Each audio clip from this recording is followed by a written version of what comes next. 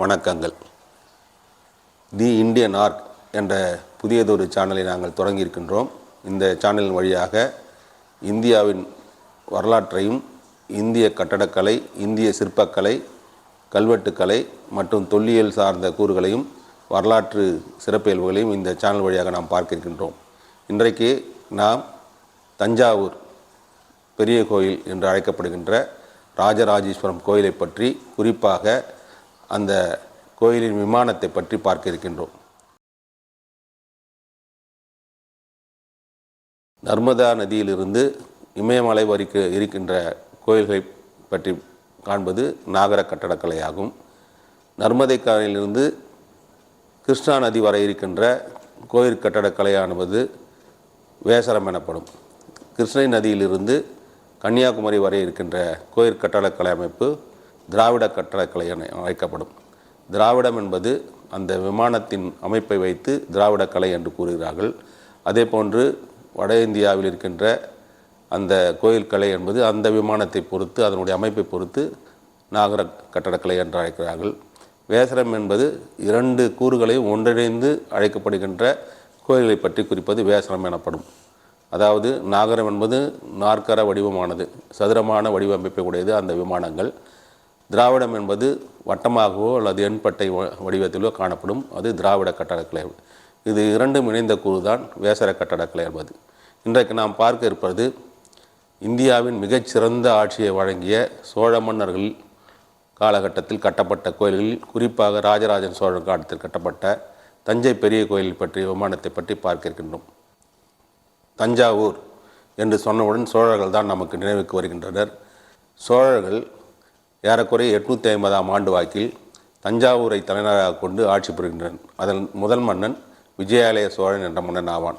இவன் தஞ்சாபுரியை கைப்பற்றி அங்கு தன்னுடைய தலைநகரை அமைத்துக் கொள்கின்றான். போர்க்கடவுளான நிசும்பசூதனிக்கு ஒரு கோயிலை அமைத்து அந்த கடவுளுக்கு பிரதிஷ்டை செய்கின்ற முறையை நாம் கல்வெட்டின் வாயிலாக பார்க்கின்றோம். தஞ்சாவூரில் ராஜராஜனால் கட்டப்பட்ட இக்கோயில் ராஜராஜேஸ்வரம் என்று அம்மன்னனின் பெயராலே அழைக்கப்படுகிறது. பிற்காலத்திலே இது மிக உயர்ந்த விமானத்தை பெற்றிருந்தால் பிரகதீஸ்வரர் அல்லது பெரிய கோயில் என்று வழங்கப்படுகிறது. ஆனால் கல்வெட்டுகளில் ராஜராஜேஸ்வரம் என்று தான் அழைக்கப்படுகிறது. இந்த கோயிலில் ராஜராஜ சோழன் எடுப்பித்த கட்டளி என்று அவனுடைய 19ஆம் ஆட்சி ஆண்டில் ஒரு கல்வெட்டு உள்ளது. இந்த 19ஆம் ஆட்சி ஆண்டு கல்வெட்டு விமானத்தின் வடக்கிலே ஜகதிப்பட்டையில் அமைந்துள்ளது. இந்த கோயில் முழுவதுமாக 6 ஆண்டுகள், ஏறக்குறைய 1010ஆம் ஆண்டு குடமுழுக்கு அல்லது கும்பாபிஷேகம் செய்யப்பட்டது. இருந்தாலும் இந்த கோயிலின் மகாமண்டபத்தில் பழமையான கல்வெட்டுக்கள் சில உள்ளன. இவை துண்டு கல்வெட்டுகளாக இருக்கின்றன. பிற்காலத்திலே இந்த மகாமண்டபமும் அர்த்த மண்டபமும் இடிந்த நிலையில் இருந்தபொழுது இங்கிருந்த பழைய கோயிலின் கல்வெட்டுக்களே இந்த கோயிலில் வைத்து கட்டப்பட்டிருப்பதை நாம் அறிய முடிகிறது. இப்பொழுது ராஜராஜ சோழனுடைய செப்பு திருமேனி இருக்கின்ற மண்டபத்தின் அருகிலே ஒரு பல்லவர் கால கல்வெட்டு ஒன்றும் காணப்படுகிறது. இது தந்திவர்மனுடைய கல்வெட்டாகும். அதே போன்று பராந்தக சோழனின் கல்வெட்டுக்கள் 5-6 கல்வெட்டுக்கள் இந்த கோயில் இருக்கின்றன. 21 துண்டு கல்வெட்டுக்கள் ராஜராஜன் காலத்துக்கு முற்பட்டவையாக விளங்குகின்றன. ஆகவே இந்த கல்வெட்டுக்கள் அனைத்துமே நம் தஞ்சை தளிக்குளம் என்று சொல்லப்படுகின்ற அந்த கோயிலிருந்து எடுக்கப்பட்ட கல்வெட்டுகளாக இருக்க வேண்டும். இதனை இந்த கோயில் மகாமண்டபத்திலும் அர்த்த மண்டபத்திலும் வைத்து கட்டியிருக்கின்றார்கள். ஆகவே இந்த தஞ்சை தளிக்குளம் என்பது தஞ்சாவூர் பெரிய கோயிலே அல்லது ராஜராஜேஸ்வரத்தின் அருகிலேயே இருந்திருக்க வேண்டும் என்பது நிச்சயமாக நமக்கு தெரிய வருகிறது. குறிப்பாக தஞ்சாவூர் பெரிய கோயில் என்று பெயர் வந்ததற்கு காரணம் இந்த கோயிலின் விமான அமைப்பாகும். இந்தியாவில் பொதுவாக, குறிப்பாக தமிழகத்திலே கோயில்களில் கோபுரங்கள் தான் உயரமாக இருக்கும். ஆனால் கருவறையின் மீது அமைந்திருக்கின்ற விமானம் என்பது மிக உயர்ந்த நிலையிலே இந்த அமைப்பு இருப்பதால் இதனை பெரிய கோயில் என்று அழைக்கின்றார்கள். இதுதான் இந்த கோயிலின் சிறப்பான அமைப்பாக விளங்குகிறது. கோயில் கட்டடக்கலை வரலாற்றில் மிகச்சிறந்த ஒரு நிகழ்வை இந்த விமானம் நமக்கு தெரிவிக்கின்றது. குறிப்பாக இது சாந்தாரம் என்ற வகையை சார்ந்த கோயிலாகும். அதாவது 2 சுவர்களை எழுப்பி 2வது தளத்திலிருந்து பிரமிடு போன்ற ஒரு விமானத்தை 13 நிலையிலே அமைத்திருக்கின்றார்கள். இந்த கோயில் விமானத்தின் உயரம் ஏறக்குறைய 216 அடி உயரமுடையதாக இருக்கிறது. 13 தளங்களை உடையதாக உள்ளது. இந்த 13 தளங்களும் திராவிட கோயில் கட்டடக்கலை அமைப்பான கர்ணக்கூடு, பஞ்சரம் மற்றும் வேசரம் தஞ்சாவூர் பெரிய கோயிலின் விமானத்திற்கு முன்மாதிரியாக விளங்குபவை பல்லவ மன்னன் ராஜசிம்மன் கட்டிய காஞ்சிபுரத்து கைலாசநாதர் கோயிலும், அதே மன்னன் மாமல்லபுரத்தில் கட்டிய கடற்கரை கோயிலும், புதுக்கோட்டை பகுதியில் நாத்தாமலை பகுதியில் அமைந்துள்ள விஜயாலய சோழீஸ்வரம் என்ற கோயிலும், சீனிவாசநல்லூரில் இருக்கின்ற குரங்குநாதர் கோயிலும் எடுத்துக்காட்டாக விளங்குகின்றன. இந்த அமைப்பை வைத்துக்கொண்டு அதைவிட மிக உயரமான ஒரு விமானத்தை அமைத்தவர் ராஜராஜ சோழன் ஆவார். இந்த கோயிலின் விமானத்தின் 2 சுவர் பகுதிகள் இருக்கின்றன. ஒரு சுவர் பகுதி 16 அடி அகலத்தை உடையது, மற்றொன்று 13 அடி உயரத்தை உடையது. இதன் இடைப்பட்ட பகுதியில் நாம் நடந்து செல்வதற்கு ஏற்றவாறு ஒரு பகுதி உள்ளது, அது 7 அடி அகலத்தை உடையது. இந்த 2 பகுதிகளிலும் சோழர் காலகட்டத்திலே, குறிப்பாக ராஜராஜன் காலகட்டத்திலே முதல் தளத்திலே ஓவியங்கள் வரையப்பட்டிருக்கின்றன.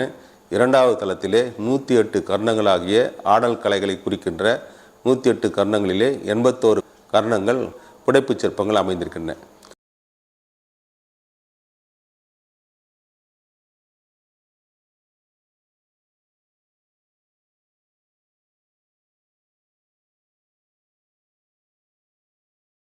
அதன் மேலே இந்த விமானம் மேலிருந்த வாரியாக செல்கிறது. 4 தளங்களில் சதுரகமாகவும் அதனை எடுத்து வட்ட வடிவமாகவும் செல்கின்ற இந்த அமைப்பானது உலகிலேயே மிகச்சிறந்த கட்டடக்கலை கூறுக்கு எடுத்துக்காட்டாக விளங்குகிறது. இந்த விமானத்தின் உயரம் 216 அடியாக 13 தளங்களாக இருந்தாலும் இதனுடைய அடித்தளம் என்பது மண்ணிற்கு கீழே 4 அடி அளவில் முழுவதுமாக தோண்டப்பட்டு மணலால் பரப்பப்பட்டு அதன் மீது கருங்கல் பலகைகளை கொண்டு அமைத்திருக்கின்றார்கள். இதனுடைய உயரம் கனத்தை முழுவதுமாக அந்த 2 சுவர்களும் தாங்குகின்றன. அதாவது ஒரு வாழைப்பழத்தினுடைய தாரை நாம் இடையிலிருந்து பிரிக்க முடியாது, அதே போன்று இந்த அடுக்கிய சுவரின் கற்களை இடையிலிருந்து பிரிக்க முடியாது. ஆகவே கதலிக கர்ணம் என்று பொதுவாக சொல்வார்கள். அந்த வகையிலே இந்த கோயிலை 3 பெருந்தச்சர்கள் அமைத்திருக்கிறார்கள். ராஜராஜ பெருந்தச்சன், குஞ்சர மல்லன் ராஜராஜ பெருந்தச்சன் என்பவன் முதன்மை சபதியாக இருக்கின்றார். அவனை அடுத்து மதுராந்தகன் என்ற ஒரு பெருந்தச்சன் இருக்கின்றான். அதே போன்று மிக குறுகிய காலத்திலே 6 ஆண்டுகளுக்குள் இந்த கோயில் முழுவதுமாக கட்டப்பட்டது. ராஜராஜன் காலகட்டத்திலே இந்த கோயில் விமானம், அர்த்த மண்டபம், மகா மண்டபம் மற்றும் 2 கோபுரங்கள் ஆகியவை கட்டப்படுகின்றன. அதனைத் தொடர்ந்து சண்டேஸ்வரருடைய சிற்றாலயம் ஒன்றும் வடபகுதியிலே அமைக்கப்படுகின்றது. இந்த திருச்சுற்று மாளிகையை ராஜராஜனுடைய படைத்தளபதி கிருஷ்ணன் ராமன் என்ற பிரம்மாதிராயன் கட்டுகின்றார்.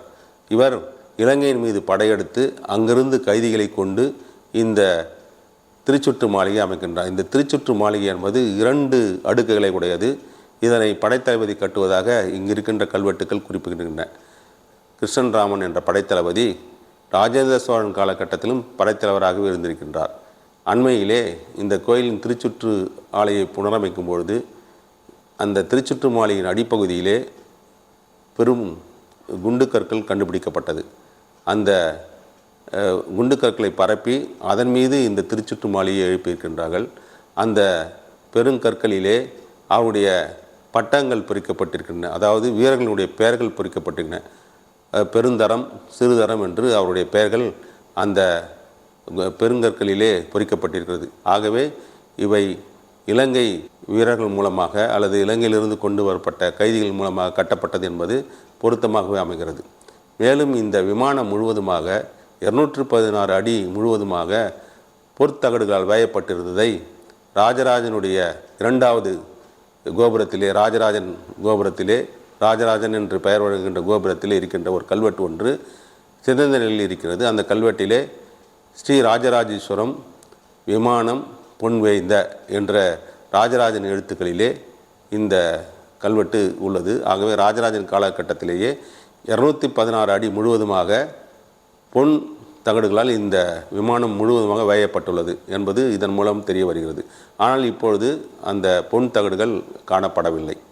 இந்த விமானத்தின் அமைப்பு என்பது 13 நிலையை கடந்து அதன் மேல் பகுதியிலே 4 மூலைகளிலும் 8 நந்திகள் அமைந்திருக்கின்றன.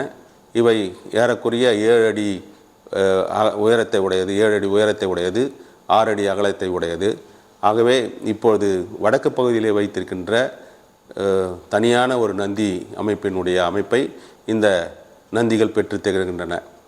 ராஜராஜன் காலகட்டத்திலே இந்த கோயிலை கட்டுவதற்காக புதுக்கோட்டை நார்த்தாமலை பகுதியிலும் மற்றும் திருச்சிராப்பள்ளி பகுதியிலும் இருந்து பெருங்கற்கள் கொண்டு வரப்பட்டிருக்கின்றன.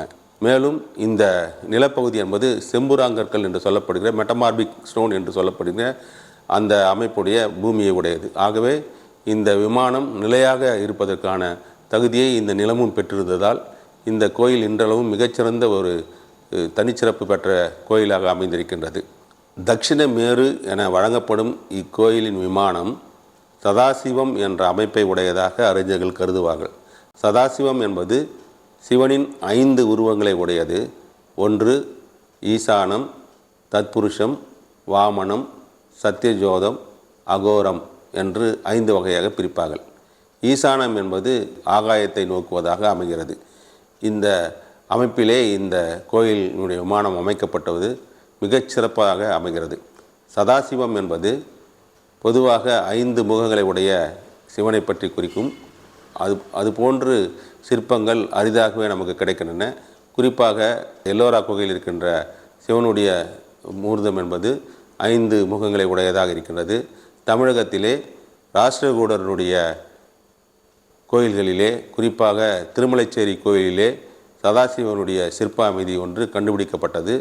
இந்த சதாசிவ உருவமே தமிழகத்தின் தொன்மையான சதாசிவ உருவமாக கருதப்படுகிறது. நம்முடைய தஞ்சை பெரிய கோயிலினுடைய விமானத்திலும் இந்த 5 முகமுடைய சதாசிவ அமைப்பு சிற்பமாக வடிவமைக்கப்பட்டது. இந்த விமானத்தின் இருக்கின்ற கிரீவப்பகுதி ஒரே கல்லால் ஆனது என்று பொதுவாக கருதுவார்கள். ஆனால் இது 8 கற்களால் ஆனது. இங்கு இருக்கின்ற அந்த நந்தி 8 நந்திகளும் 10 டன் எடை உள்ளவை. ஆகவே இந்த 80 டன் எடை உள்ள கிரீவத்தை அமைத்தார்கள் என்று பொதுவாக சொல்வார்கள். இந்த கிரீவப்பகுதி ஆரஞ்சு பழத்தினுடைய சுளையை பிரிப்பது போன்று 8 பகுதிகளாக இவை பிரித்து ஒன்று சேர்க்கப்பட்டு அமைக்கப்பட்டிருக்கின்றன. அதே போன்று இந்த விமானம் நிழல் விழாது என்று சொல்வார்கள். பொதுவாக இந்த விமானம் நிழல் உடையதாகவே அமைந்திருக்கிறது. ஆகவே இது பொதுவாக வழங்கப்படுகின்ற ஒரு கருத்தாக மக்களிடையே பரவி இருக்கிறது. அது முற்றிலும் தவறாகும். இந்த கிரீவப்பகுதி அடுத்திருக்கின்ற கலசப்பகுதி 11.5 அடி உயரமுடையது. ஒரு மனிதன் நின்று கொண்டிருந்தால் அதற்கு மேலும் ஒரு 5 அடி உயரத்தை உடையதாக அமைந்திருக்கிறது. இந்த விமானத்தினுடைய கலசம் செம்பாலும் பொன்னாலும் செய்யப்பட்டிருக்கிறது. ஐம்பொன் என்று சொல்வார்கள். அந்த அமைப்பிலே இது செய்யப்பட்டிருக்கிறது. பிற்காலகட்டத்திலே மராட்டியர் காலகட்டத்திலே இது புனரமைக்கப்பட்டு அதன் மீது மராட்டியருடைய ஒரு வடமொழி கல்வெட்டும் காணப்படுகிறது. இந்த கல்வெட்டு வட இந்திய நாகரி என சொல்லப்படும் எழுத்தமைதிலே எழுதப்பட்டிருப்பது இந்த கலசத்தின் மீது பொறிக்கப்பட்டிருப்பதை நாம் இப்பொழுதும் பார்க்கலாம். இக்கலசத்தில் இருக்கின்ற செம்பு 240 கிலோகிராம் எடையுள்ளது. இதன் மேல் தங்க முலாமாக பூசப்பட்டுள்ள தங்கத்தின் அளவு 2426 கழஞ்சாக கருதப்படுகிறது. இது இன்றைய நிலையில் 12 கிலோ எடை உள்ளதாக அமைக்கப்பட்டுள்ளது. பிற்காலத்திலே குறிப்பாக மராட்டியர் காலகட்டத்திலே இக்கோயில் மீண்டும் புனரமைக்கப்பட்டுள்ளது. இந்த விமானத்தின் கிழக்கு பகுதியிலே கைலாயமலை காட்டப்பட்டுள்ளது. இதுவும் பிற்கால இணைப்பாகும். இந்த கைலாயமலையிலே சிவன் பார்வதியுடன் அமர்ந்த நிலையில் முருகன் மற்றும் பிள்ளையார் சுற்றிலும் பிற தெய்வங்களுடைய சிற்ப உருவங்கள் அமைக்கப்பட்டுள்ளன. அதே போன்று வடக்கு பகுதியில் இருக்கின்ற விமான பகுதியிலே ஒரு ஐரோப்பியர் உருவம், தொப்பி அணிந்த ஒரு ஐரோப்பியர் உருவம் காணப்படுகிறது. இதுவும் பிற்கால இணைப்பாகும். இது புடைப்பு சிற்பமாக உள்ளது. பிற்காலத்திலே இது செய்யப்பட்டுள்ளது. இந்த விமானத்திலே கூடு அமைப்புகளும் சாலை அமைப்புகளும் இடையிலே பஞ்சர் அமைப்புகளும் முழுவதுமாக காணப்படுவதால் திராவிட கட்டடக்கலைக்கு ஒரு சிறந்த எடுத்துக்காட்டாக இந்த தஞ்சை பெரிய கோயில் விமானம் விளங்குகிறது. இதுவரை சோழ பேரரசன் ராஜராஜன் தஞ்சையிலே கட்டிய ராஜராஜேஸ்வரம் கோயிலின் விமானத்தின் அமைப்பை பற்றி கண்டறிந்தோம். இனி வரும் காலங்களில் இக்கோயிலின் கட்டடக்கலை, சிற்பக்கலை மற்றும் இக்கோயிலுடைய ராஜராஜன் காலத்திய ஓவியங்கள், கல்வெட்டுக்கள் ஆகியவற்றை தி இந்தியன் ஆர்க் என்ற இந்த சேனலில் முழுமையாக கண்டறிவோம். நன்றி, வணக்கம்.